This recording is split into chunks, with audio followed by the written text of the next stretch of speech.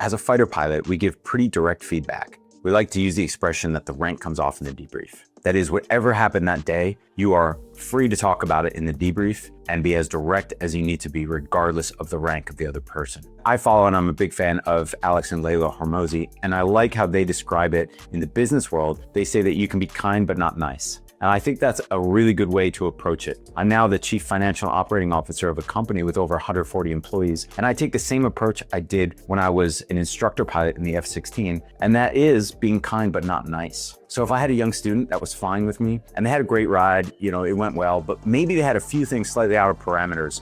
They dropped their weapons at 35 degrees instead of 30, and you're allowed to be 5 degrees steep, but maybe on this day they just barely got it and it was still acceptable, or they were slightly out of formation position. Now you could say, hey, that was a great ride, good job today, and leave it at that, but that would be being nice. The being kind is that you care about them as your student and as a person, and you want them to excel. And the next time they have this situation happen, it could be truly a life or death situation. So you take the time in the debrief to sit down and go through detail by detail and hold them accountable to the standard and say, look, it's 30 degrees with a dive angle today, plus or minus 5. I know you got 35, but 30 is what we're aiming for here. And that is being kind to them, because that feedback will help them become a better pilot. Now, just being nice would be going, hey, you made it. Yeah, you were within parameters, no worries. And the same applies in business. And now that I'm running a civilian company in the business world, I provide this feedback all the time and trying to make sure that I provide it in a way that is kind, but not nice. I hope that helps you. It's helped me a lot transition from the military